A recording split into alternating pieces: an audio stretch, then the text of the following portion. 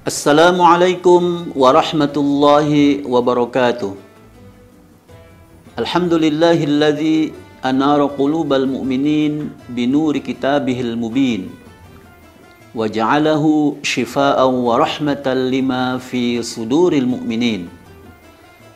Asyhadu an la ilaha illallah wahdahu la syarikalah al-malikul haqqul mubin wa asyhadu anna Muhammadan abduhu wa rasuluhu khatamul anbiya'i wal mursalin. Allahumma salli wa sallim ala sayyidina Muhammadin wa ala alihi wa ashabihi ajma'in. Amma ba'd. Sahabat HKTV yang dimuliakan Allah Subhanahu wa taala. Banyak penamaan terhadap bulan suci Ramadan ini. Para ulama memberikan istilah lain terhadap bulan Ramadan. Ada istilah syahru as-saum, bulan puasa, syahru as-sabr, syahru at-tarbiyah, syahrul jihad. Ada juga yang populer adalah syahrul Quran. Kenapa disebut syahrul Quran? Karena Al-Quran diturunkan pada bulan suci Ramadan. Allah Subhanahu wa taala berfirman dalam surah Al-Baqarah, A'udzu billahi minasyaitonir rajim. Bismillahirrahmanirrahim. Syahru Ramadan alladzi unzila fihi al-Qur'an hudal linnas wa bayyinatin minal huda wal furqan. Ayat ini dengan jelas memahamkan kepada kita bahwa bulan Ramadan adalah bulan diturunkannya Al-Quran. Sahabat HKTV yang dimuliakan Allah Subhanahu wa taala. Sebagai seorang muslim, sebagai seorang yang mengaku beriman kepada Allah, juga beriman kepada Al-Quran, maka tidak cukup bagi kita hanya mengatakan aku beriman kepada Al-Quran, tetapi ada konsekuensi dari ucapan itu. Ketika seorang muslim mengatakan aku beriman kepada Al-Quran, maka dia harus melakukan kewajibannya terhadap Al-Quran. Apa saja kewajiban seorang muslim terhadap kitab sucinya, terhadap Al-Quran ini? Yang pertama adalah tilawatuhu, membaca Al-Quran. Mumpung di bulan Ramadan, pahala berlipat ganda, maka kita harus berusaha semaksimal mungkin membaca Al-Quran lebih banyak dibandingkan bulan-bulan yang lainnya. Maka sungguh suasana yang indah, syiar Islam yang luar biasa ketika Ramadan tiba.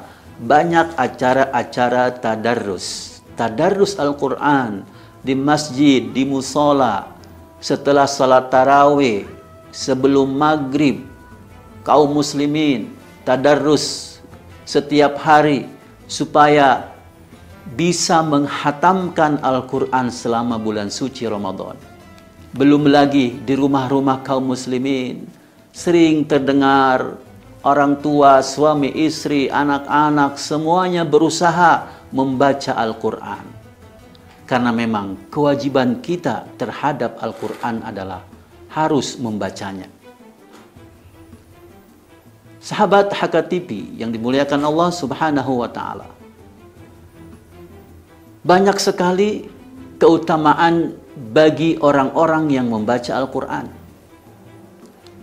Bahkan Rasulullah sallallahu alaihi wasallam dalam salah satu hadisnya mengatakan bahwa man qara'a harfan minal Qur'an falahu hasanah wal hasanatu bi asyri amsalha.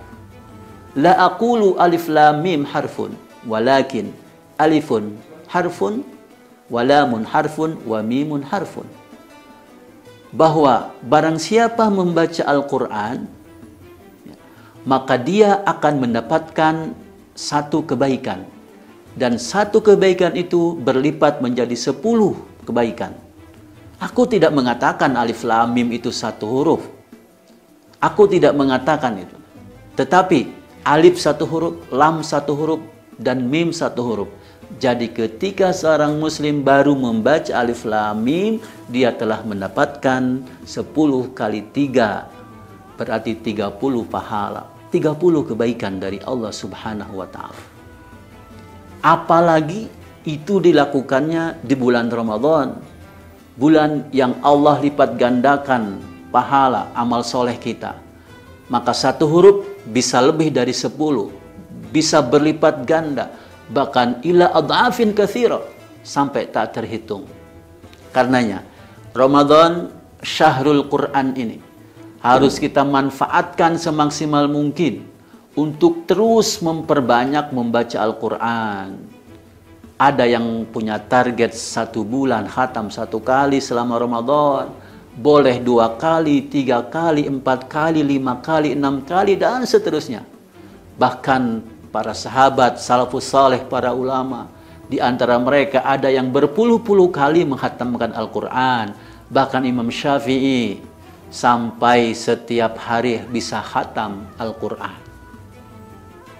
Inilah sesuatu yang perlu kita lestarikan, kita budayakan. Ramadan syahrul Quran. Kewajiban kita kepada Al-Quran yaitu dengan cara membaca Al-Quran. Sahabat HKTV yang dimuliakan Allah Subhanahu wa ta'ala. Kewajiban yang kedua setelah kita membacanya adalah kita harus berusaha untuk menghafalnya. Menghafal Al-Quran hukumnya fardu kifayah memang. Tidak mesti setiap kaum muslimin menghafal Al-Quran. Tetapi bagi mereka yang punya kemampuan, punya bakat, daya ingat yang luar biasa, maka harus kita motivasi, termasuk anak-anak kita arahkan untuk menghafal Al-Quran, sehingga kemurnian Al-Quran bisa terjaga melalui lisan hafalan para hufadzul Quran ini. Bagi kita yang belum sanggup hafal 30 juz, maka bukan berarti kita tidak hafal sekian surat. Maka usahakan minimal surat-surat pendek yang ada di juz amma itu bisa kita hafalkan. Sehingga ketika sholat setelah Al-Fatihah, kita tidak melulu membaca 2 surat favorit kita, misalnya Al-Kafirun dan Al-Ikhlas, Kuliah dan Kulhu itu. Tapi ketika seorang muslim punya hafalan beberapa surat, maka itu akan bisa dibaca bergantian ketika sholat setelah membaca Al-Fatihah. Sahabat HKTV yang dimuliakan Allah Subhanahu wa ta'ala, maka mari kita ajak anak-anak kita minimal. Kita punya anak sekian, punya anak 2, 3, 4, 5 dan seterusnya, maka bismillah kita targetkan berdoa pada Allah minimal ada 1 anak kita yang hafal Al-Quran. Karena hafal Al-Quran ini termasuk salah satu konsekuensi kita ketika kita mengatakan beriman kepada Al-Quran.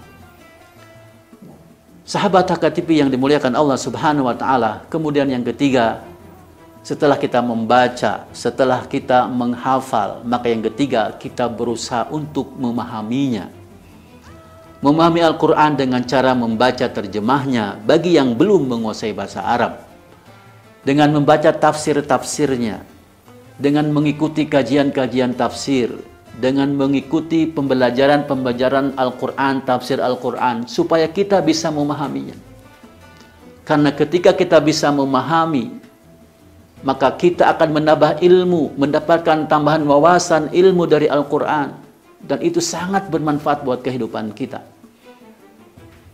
Maka berusaha memahami ini. Tidak mesti kita dapatkan di bangku sekolah, di bangku pesantren, di bangku kuliah, dimanapun, apalagi zaman sekarang. Banyak video-video, YouTube, tulisan tentang tafsir Al-Quran kita baca, kita fahami. Insya Allah selalu bermanfaat untuk kita. Pemirsa HKTV yang dimuliakan Allah Subhanahu wa ta'ala. Kemudian yang keempat adalah mari, kewajiban kita adalah mari kita berusaha untuk mengamalkan isi Al-Quran itu. Rasulullah SAW tentunya telah memberikan contoh. Kata Allah, wa innaka la'ala khuluqin azim. akhlaknya begitu mulia. Dan ketika sang istri ditanya bagaimana akhlak Rasul, kata Aisyah radhiyallahu anha sebagai istri beliau, kana khuluquhul Quran, akhlaknya adalah Al-Quran. Jadi Rasulullah telah mengamalkan semua isi Al-Quran. Maka kita sebagai umat beliau sallallahu alaihi wasallam, kita berusaha untuk mengamalkan isi kandungan Al-Quran.